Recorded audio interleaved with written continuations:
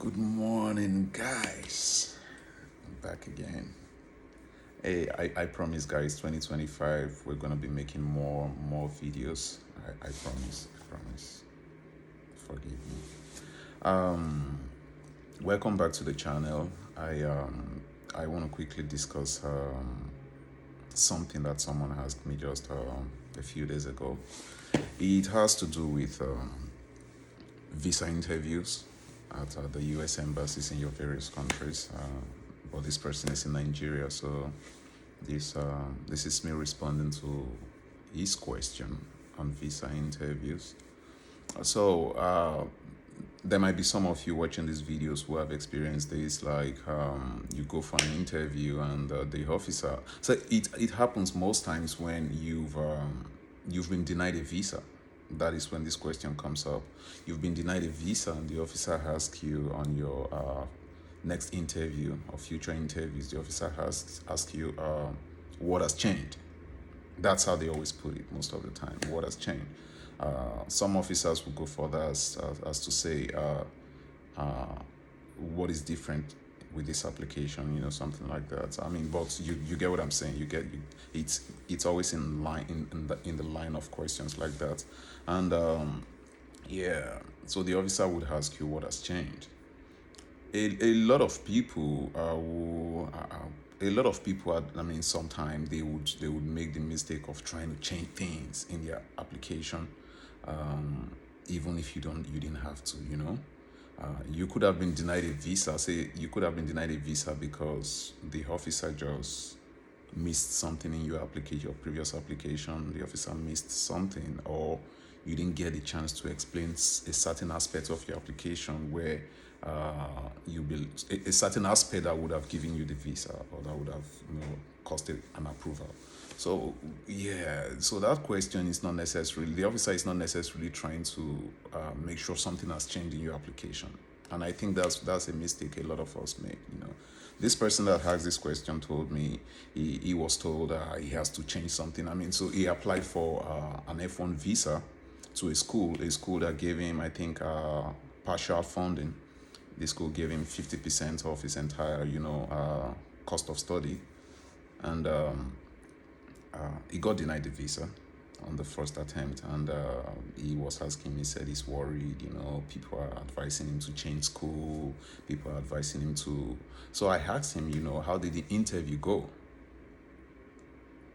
So I mean, what I noticed in his response was he didn't get a chance to even explain his financial situation at the interview, and got denied. So these things happen. The officer is not trying to. So on your subsequent interview, the officer would not necessarily want to see you change schools and stuff like that. But most people, when these things happen, they start changing schools. If it's for a student visa, they start changing schools. Some people change sponsors. You don't have to do things like that. If you get a denial, write a transcript of what transpired. Don't forget, immediately you get out of the interview room, write a transcript of what transpired, the questions you were asked, what did you respond, what were you asked, what did you respond, like, the officer, something like that. So now this transcript is what you revisit when you get home, and so you can find out why you were denied. Because when you get a denial, an officer does not necessarily tell you why you were denied.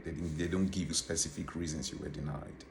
They only give you this generic letter that states under section 214B of the U.S. immigration, whatever code, that's 214B state. It's a generic, denial letter you get. So the onus is on you to now try to figure out why you were denied, the exact reason you were denied. So writing that transcript really helps you. Writing it immediately really helps you. Emphasis on immediately, not waiting till you get home, because in the heat of the moment, the emotion, just creep in, and you're angry, you're sad. Some people even cry when they get denied visas. So you don't even think, so if you wait too much, too long, you almost don't remember everything. So immediately you get out, keep that emotion aside. I know it's difficult, put the emotion aside, try to write, except you're not planning to go back for your for the visa. But if you're planning to go back for the visa, put the emotion aside, write out a comprehensive transcript as you're driving home or riding home.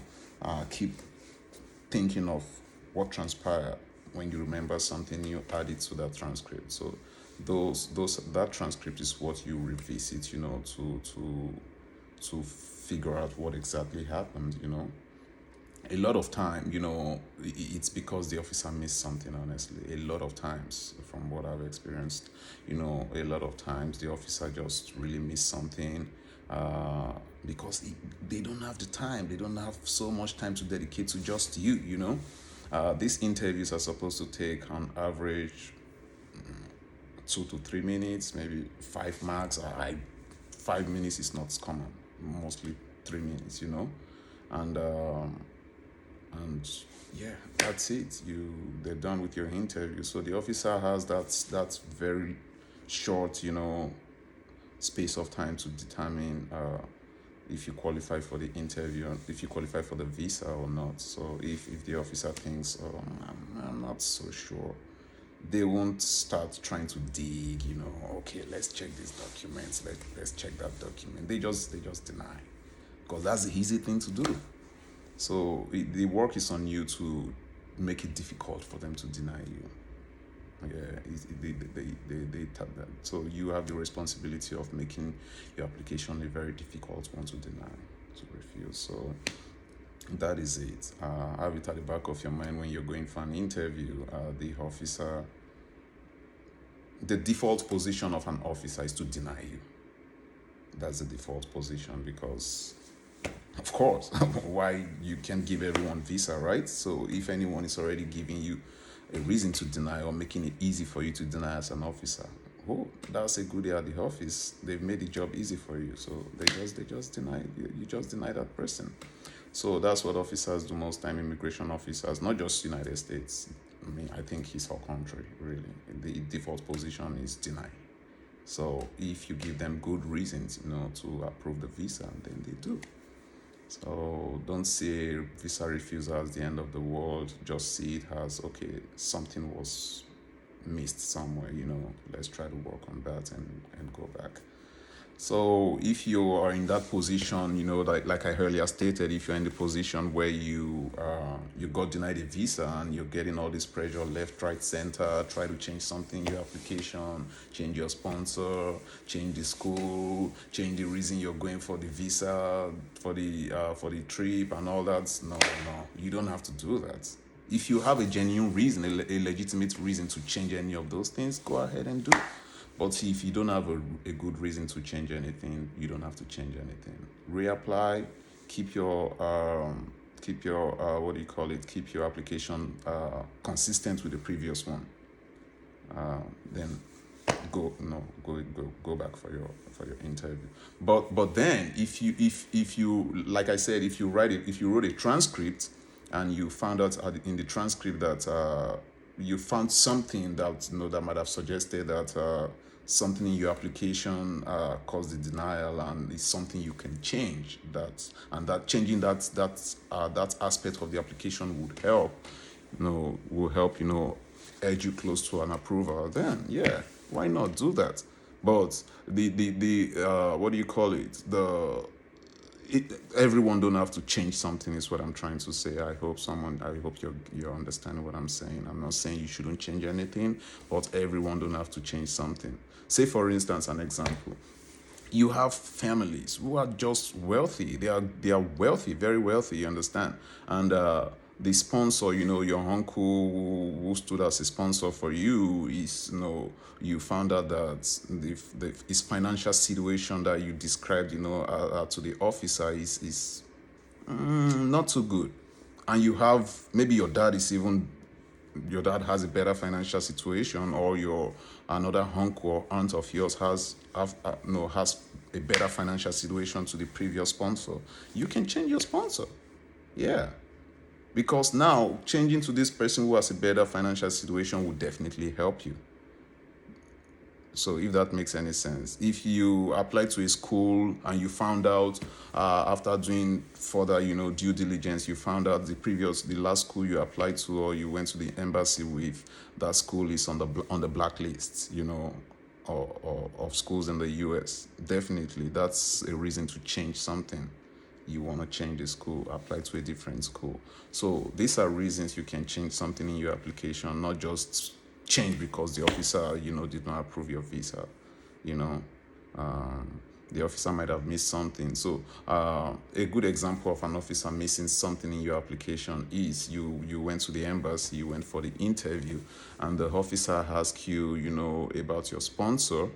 You have a legitimate sponsor. You actually have a sponsor who is well to do. They are financially okay, but you didn't you maybe you were so nervous you didn't explain your sponsor's situation well enough, or the officer maybe was in a hurry or something. The officer just didn't give you the chance to. And you spotted that in your transcript. That's you don't have to change anything. So when next you go to the embassy at the interview, the officer asks you what has changed, what is new in your application. You tell the officer, yeah, I know nerves creeping sometimes, but try as much as possible to compose yourself. Tell the officer, hey, a good example would be at the last interview, I feel like I didn't get a chance, to really explain my financial situation or my sponsorship situation, or I feel like I wasn't able to properly explain my sponsorship situation the last time, but now I'm prepared to better explain that to you. And the officer will give you the chance to do that. And then you explain your sponsor situation. I have XYZ, is sponsoring me. They do this, they do that, they do that, they do this. You explain their sponsorship situation in detail. That is even a good place to be, because that's why I like that question a lot. What has changed is because that is giving you an opportunity to redeem yourself. But most people don't know how to capitalize. That's why, we get visa denials here and there. If the officer asks you what has changed, man, prepare for that. Prepare very well for that question. If you've identified a loophole, in your last application, prepare very well for that question. A lot of times, when the officer asks you that question, you take your time to explain that aspect of the application. The officer, a lot of times, will not ask you that many more questions, before approving your visa. From a lot of experiences, a lot of things I've seen with other people's experiences. The officer, most times, if you explain that situation very well, because that was the reason you were denied the last time, the officer is a lot of time will not start looking for more reasons to deny you. So you've satisfied that reason, and you most likely might get the visa. So yes, when an officer asks you what has changed, what is new in your application, don't always think it's about you changing something. Or when you get denied a visa, don't always think you have to change something. Write out a transcript, go through your transcript, try to identify something in your transcript, revisit your previous DS-160. You most likely would find something. You most likely will find something that needs to be addressed. That's all. That's all I came here to say. I wish you guys luck in your visa applications, your immigration journeys, and thank you. Thanks for coming back to the channel. I would plead. I would plead with you guys to subscribe to the channel, and please share the videos, like, comment on the videos. Those really help a lot. I do appreciate it. See you in the next video. Thank you.